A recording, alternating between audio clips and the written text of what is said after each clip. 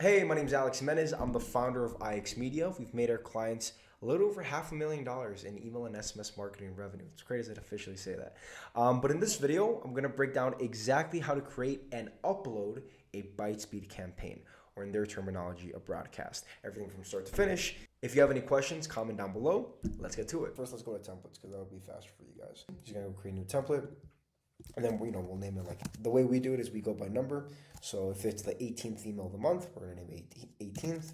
And we'll do 15% off site-wide, right? Because that's the point of the email.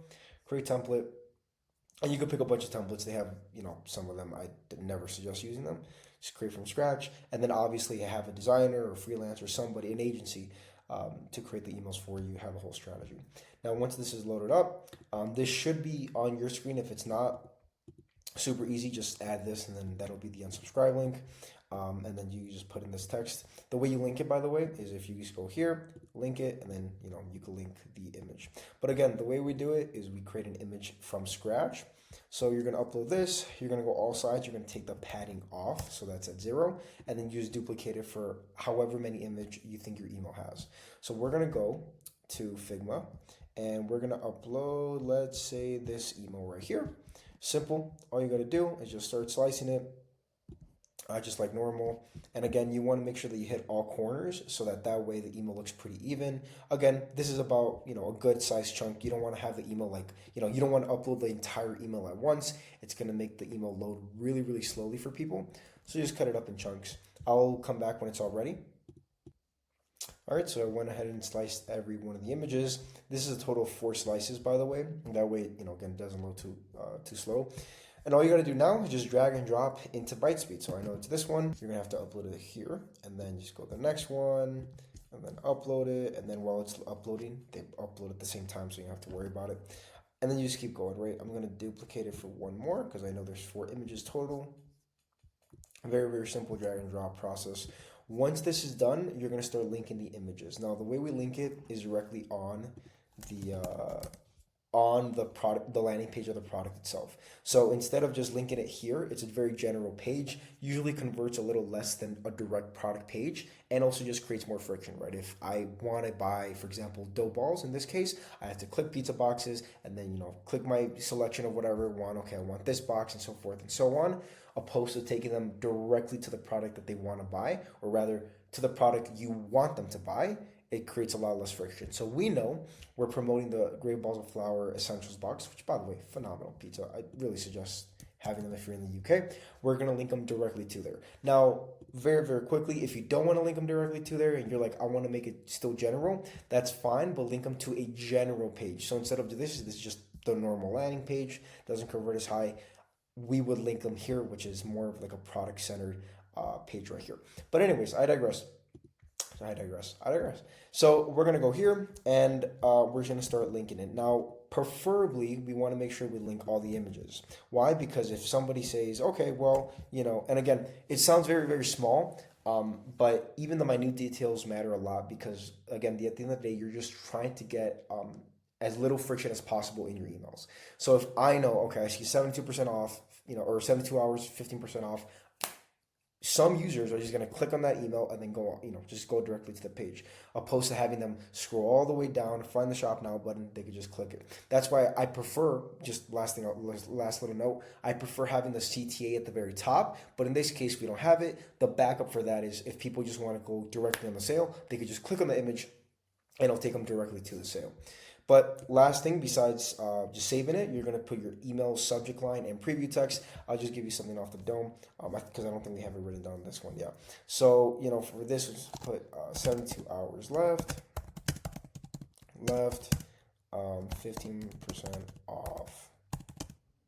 We'll do New Year's, 15% off sale, right? And then, again, the biggest thing is framing. We're noticing more and more framing of the subject line really, really helps. So just make sure you frame it in a certain way. Great example of this is if I were just to say something more broad, like, last chance, it may, create more curiosity. But if people go into the email with the frame of, I'm going to get 15% off, usually converts a little higher. I'll put use code There we go. Small tip, we've seen it work where if you put the code directly on the preview text or in the subject line, it does really, really well. Don't really know why. I'm obviously guessing some type of mystery aspect, but yeah, it works really, really well. Won't lie to you and tell you the direct reason. I will tell you when I know. You're gonna hit exit. You're gonna save it. Make sure you save it and then exit, or else you're gonna have to do the whole thing again.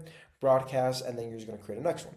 So I'm gonna create. Let's do it. We're gonna name it 18, and then we'll do New Year's 72 hours, right? There you go. And again, instead of create new, and this is the bad thing about BiteSpeed sometimes, it never works sometimes. So apparently, it didn't upload. I'm telling you, it's nothing I did. It's sometimes the software acts up. So I don't want to cut the video short. I'm just gonna go to another email that's very similar. This one, that's basically the same thing. I'm not gonna launch it, but it's basically the same email. And then yeah, so you're gonna create the broadcast name, send to, create. Usually we do 30-day engaged, 60-day engaged, 90-day engaged. We just went off of really big sales, so we're gonna tighten up the list to get a higher open rate, which therefore will make the deliverability a lot better. So we're gonna do people who have opened the email in the last 30 days. Sender name for BiteSpeed, they don't allow any of this. They don't allow any emojis. So I'm just gonna put GBOF. And that's pretty much it. And then UTM tracking, if you want, we're gonna name it IX Media. You could suppress people for sales. I usually do suggest suppressing people at least 10 days, depending on the brand. There's a bigger brand, so we're gonna do 30 days. So anybody who has placed an order in the last 30 days is not gonna receive this email. But it's not a huge number compared to the amount of people we're sending it to. And from here, you add the UTM source tracking, all this sort of stuff. Should be good to go. Very last thing is make sure that the way, again, thing with BiteSpeed, it doesn't it's not like Klaviyo where you could have a recipient's time zone. So whenever you say it's going to send out, it sends out at that time. It doesn't send out like 10 a.m. Eastern time, 10 a.m. Pacific time, 10 a.m. No, you can't do that. It has to be one time general. So you're going to pick a time that works pretty well. And for this brand, they're in the UK, so I think they only have one time zone. So it's not much of a problem for them. And very last thing I'll mention is you have to make sure that you schedule it in your time zone. So if you're in the US and you're sending out a campaign for the UK, you're gonna have to send the campaign around like 2 in the morning, 3 in the morning, your time, to match for the time difference. So in their time, it's like 10 a.m., 9 a.m., 11 a.m. So just keep, stay aware for that. We know we usually send it from 2 to 3 a.m., so I'm gonna put it like at 2:30 a.m.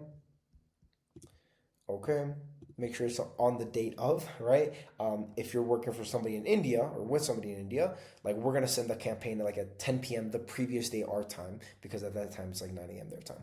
So it's the 27th, that's the same day, that's fine. Save and schedule, and then guys, you see, yeah. Here we go. Sender name. We're gonna put info at Connect Agreeables Flower. You could test it. I'm not gonna do it because I don't want to share my email, but you could test it with the email you want, and you should be good to go. And then real quick thing is you could see the subject line and the preview text on here. Super easy to do, and then you will send it out. I'm not going to send it out because this one's I already did it. But yeah, hope you guys enjoy the video. Talk to you soon. God bless you. I love you. Jesus Christ loves you, and I'll talk to you soon. God bless.